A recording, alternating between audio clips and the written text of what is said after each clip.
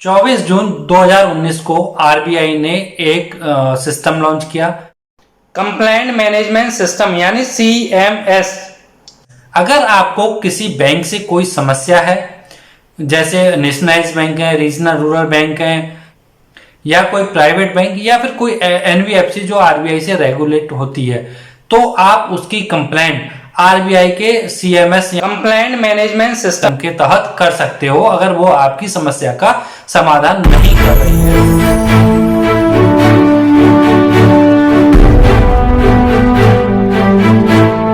दोस्तों, मैं सी अभिषेक जैन स्वागत करता हूं आपका अपने इस वीडियो में। आज हम बात करेंगे कि आरबीआई में बैंकों के खिलाफ कंप्लेंट कैसे करें, कैसे अगर बैंक आपकी किसी समस्या का समाधान नहीं कर रही हो तो आरबीआई से उसकी कंप्लेंट करें।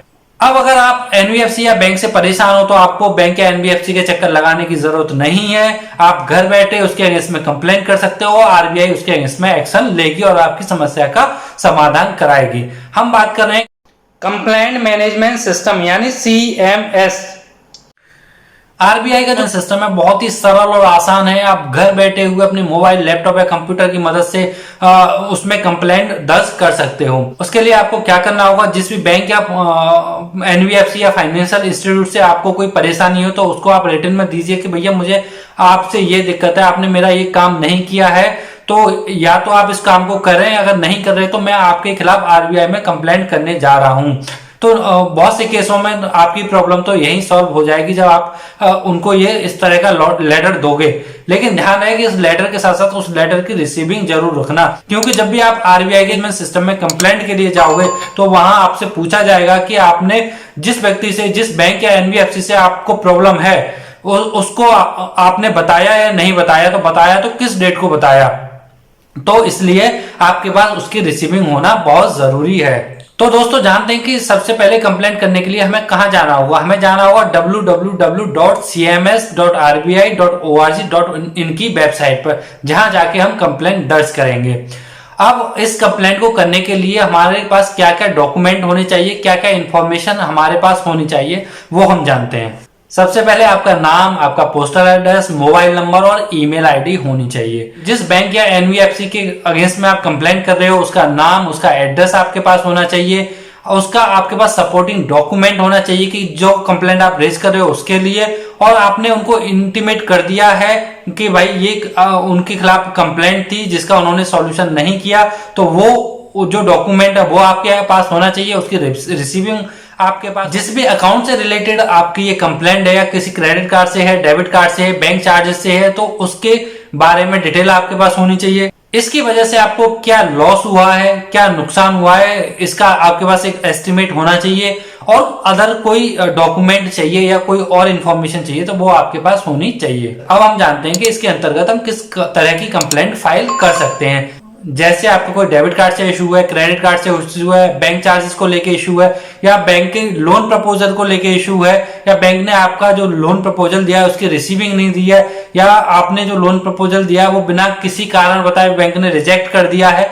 ऐसे बहुत से रीजन है जिनके लिए आप आरबीआई के कंप्लेंट सेल में जाके बैंक के अगेंस्ट में कंप्लेंट कर सकते हो। अब इसके बारे में कुछ और इंपॉर्टेंट चीजें जानते हैं कि और कौन कौन सी चीजें हैं जो हमें पता होनी चाहिए। सबसे पहली चीज कि जो आप कंप्लेंट फाइल करने जा रहे हो जिस बैंक या एनबीएफसी के अगेंस्ट में, क्या आपने उसको इंटीमेशन दे दी है, क्या आपने उसको बता दिया है कि आपको उसके इस बिहेवियर से, इस चार्जेस के बारे में या इस चीज के बारे में प्रॉब्लम थी जिसका सॉल्यूशन उन्होंने नहीं किया। क्योंकि जब तक आप उस बैंक या एनबीएफसी को बताओगे नहीं कि आपको उनसे ये प्रॉब्लम है, तब तक आप आरबीआई के कंप्लायंस मैनेजमेंट सिस्टम में नहीं जा सकते, क्योंकि वहां आपसे डेट पूछी जाती है कि किस दिन आपने बैंक या एनबीएफसी को इंटीमेट किया कि आपको उनसे ये प्रॉब्लम है। आपसे वहां कम्युनिकेशन की डेट पूछी जाएगी, और डेट के साथ साथ आपके पास कोई एविडेंस होना चाहिए जो आपने उनको रिटर्न में दिया हो, यानी कि आपने जो उनको कंप्लेंट बताई है उसकी रिसिप्ट आपके पास होनी चाहिए। अगर आपकी कोई कंप्लेंट आर्बिट्रेशन के अंडर में है, यानी कि कंप्लेंट के अगेंस्ट में कोई केस चल रहा है, या आपने कोई केस किया है, या बैंक ने कोई केस किया है, तो यानी कि इस सीएमएस का फायदा आप उस केस में नहीं उठा सकते जब आपकी कंप्लेंट कोई आर्बिट्रेशन में है या कोई केस चल रहा है, तो आप इस सिस्टम का बेनिफिट नहीं उठा सकते।